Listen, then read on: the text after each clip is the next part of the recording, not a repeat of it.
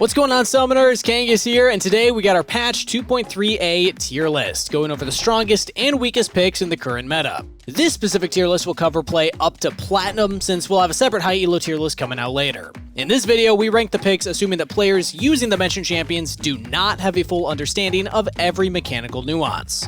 But before we begin, we got our question of the day. Which Wild Rift champion would make the best superhero sidekick? I spent some time thinking about this one, and I personally think that Lulu pretty much encapsulates exactly what a sidekick is, since she's got that extra spunk and personality and the obvious synergy with supporting. Let me know your answer in the comments below, and let's hop into the video.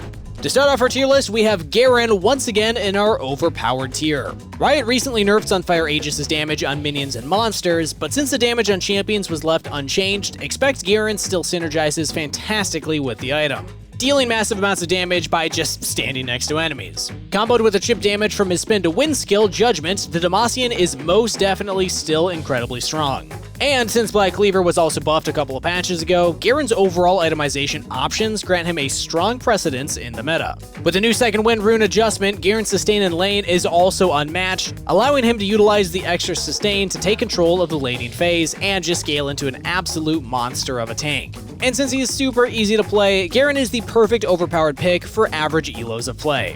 Now the next Baron Lane champion is Wukong in the S tier. He received some additional buffs in patch 2.3a, and though he's not the strongest Baron Lane champion in lane, he is now definitely viable. Something very important for a Baron Laner's success is the ability to sustain through the early phases of the game. If you cannot sustain your lane opponent, you can farm more minions, and therefore acquire the lead necessary to effectively impact the game. Since Wukong's first ability, Crushing Blow, now grants him a pretty sizable health regeneration on hit. Comboed with Grasp of the Undying, the Monkey King is finally in a secure position in the Baron lane. I mean, the healing that he gets from the ability also scales with HP, so Sunfire Aegis Rush or Black Cleaver both synergize fantastically with Wukong, granting him survivability through sustain and just sheer volume of HP. And the last Baron lane pick for today is Fiora in the S tier. She's been very consistently overpowered in the high elo, and usually we'd argue that her kit is really hard to master, and therefore isn't that great in the average level of play. But the thing is, she's gotten so broken that the champion practically plays itself. Just lunge forward at the enemy during the laning phase, preferably hitting the vital spot, and doing so will proc Grasp of the Undying, the definite go-to rune for the duelist. Then you just back off and play safe. The amount of damage and healing from this single combo is legit insane, and is practically all that you need to win against your lane opponent. Once their HP is significantly lower than yours, just all in engage and steamroll the rest of the game. But if you want to learn more about Fiora specifically, you can also check out our 1-minute short going over exactly what her kit does. So here is all the Baron lane picks. And before we move on to the jungle, I want to remind everyone to join our ProGuides community Discord. We host lots of different community events, and there's always active conversations discussing pretty much every aspect of the game, so come join the ProGuides fam. Now let's move on to the notable jungle picks. With so many jungle changes, now is a better time than any to try out Fizz in the jungle. He recently received some buffs to help his jungle camp clear speeds, so it is definitely a strategy that Riot is trying to encourage. In addition, champions that have Smite now gain an additional 4 mana regen per second while in the jungle or river, meaning that Fizz's mana problems will now be minimized. The Fishy Trident wielder's high base damage and very versatile mobility make him a force to be reckoned with, capable of swimming around the map to outmaneuver his enemies. With the skill that grants invulnerability and the capability to completely burst squishy targets, expect to see Fizz jungle a bit more frequently in your games. And our second jungle champion today is Vi. Her overall kit has already been quite strong, with 2 amazing gap closing abilities that offer fantastic crowd control. But with the recent changes to the jungle, the pick will become even stronger. She's always loved farming the jungle since her consistent damage output excels at clearing camps, and with the additional mana to help sustain her clears and much squishier jungle camps to take advantage of, the brawler is sure to enjoy patch 2.3a. Especially for the less experienced junglers, Vi is perfect for almost mindlessly farming the jungle, with an easy enough kit to utilize during key fights that occur during the game. She's honestly just a great champion for both low and high elo. And last but definitely not least, Evelynn is of course still in our OP tier this list. Yep, you heard that right, she's been getting nerfed multiple times in a row, from her base damage reduction, ultimate cooldown increases, and even decimating her execution potential, but she's still a champion that absolutely loves the new jungle changes. Her biggest weakness was her slow scaling into the game, but with weaker jungle camps to clear at a much faster pace, her biggest exploitable weakness just became much smaller. And to top things off, Evelynn loves to spam hate spikes, making her pretty mana hungry. With the additional mana regeneration for all junglers, Evelynn is super happy with the changes in the role. So here's the full jungle tier list. Moving on to the mid lane, Ahri is a solid S tier for average levels of play in patch 2.3a. She received a minor nerf targeting her base armor, therefore making her more susceptible to attack damage. This means that she'll take slightly more damage from autos and be more vulnerable in specific matchups. But since she relies heavily on keeping her distance and bursting the enemy from afar, the nerf barely impacts her. Especially since Ignite's cast range was also buffed, Ahri has more than enough tools in her kit to warrant the S tier pick.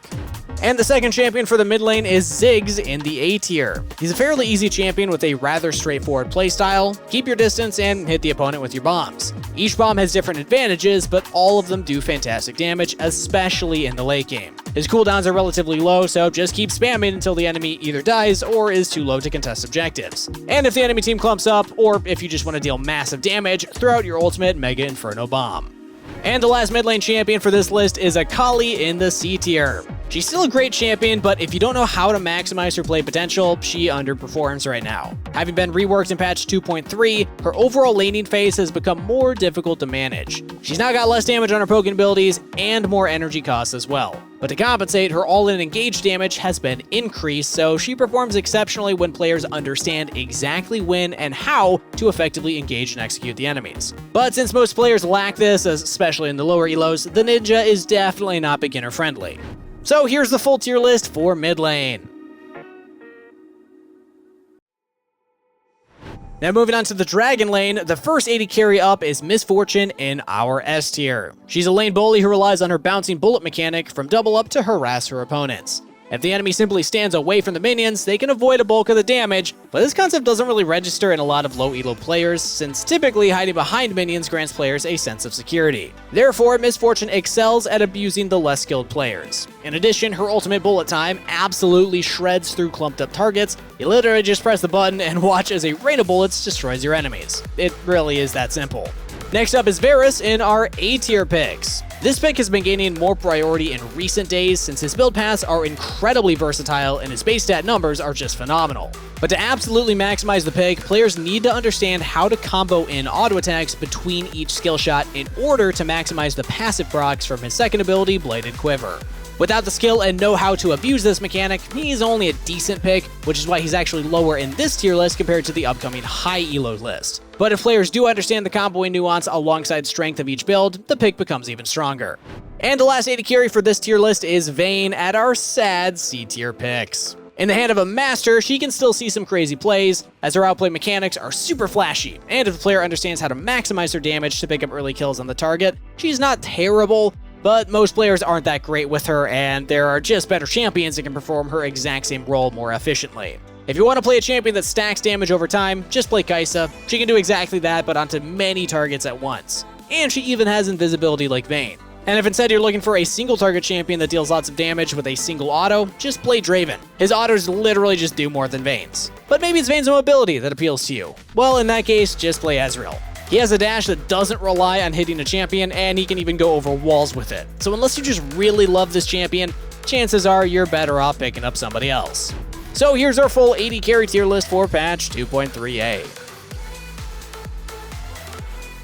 And finally, we're on to the support picks, with Leona up first in our S tier picks for this patch. She's a phenomenal champion when it comes to capitalizing on the bad positioning of enemies, especially with the elongated range of her Zenith Blade. If an enchanter support steps up too far, they are in for a bad time. Her overall kit is very simple to use. You just engage with Zenith Blade, follow up with a stun from Shield and Daybreak, and then use your ultimate solo flare if it's available. She's a prime example of a champion that's super easy to learn, but also has an incredibly high skill cap. The key to mastering the pick is knowing exactly where to be in order to ensure that fights go well. Understanding the flow of a team fight is essential to maximizing Leona's insane crowd control abilities. But in the lower levels of play, as long as you don't completely miss Zenith Blade and Solar Flare, or just feed super hard early, you're going to be putting in work for your team. And our second support is one that I'm very excited to talk about because I've been playing this one a lot myself. We got Malphite in the B tiers. The Rock is actually really solid right now as a support, and no pun intended. Just poke down the enemy using your first ability, Seismic Shard, and then make sure that your passive is up while you're doing so, since the shield grants you favorable trades. Unless the enemy chooses to all in after, or prepare their shields in time, Malphite's short trades are incredibly annoying to deal with. And once Malphite learns his ultimate, Unstoppable Force, the true strength and fun of the pick begins. Look for windows of opportunity to engage, and do your best to make every cast of your ult worth. And the last pick for the day is Nami in our A tiers. She's got a lot going on in her kit, and honestly, if you just stand back and throw out some buffs, she's a great enchanter support to help keep your team safe. With a bubble to protect allies, a wave throwout that knocks out multiple targets, and a heal that serves as a damaging ability as well, the Koi Fish is overall just a very solid pick. Especially with Janna recently receiving a sizable nerf, Nami's crowd control and healing are fantastic tools to have as an enchanter. So here's all the supports ranked in our tier list. That's it for our low elo tier list. Thanks so much for watching, everybody. Don't forget that we have a separate high elo tier list coming out later this week. So if you enjoyed this kind of content, make sure to hit like and subscribe so you never miss our future releases. As always, best of luck in the Rift, everybody. Stay hydrated, and I'll see you in the next one.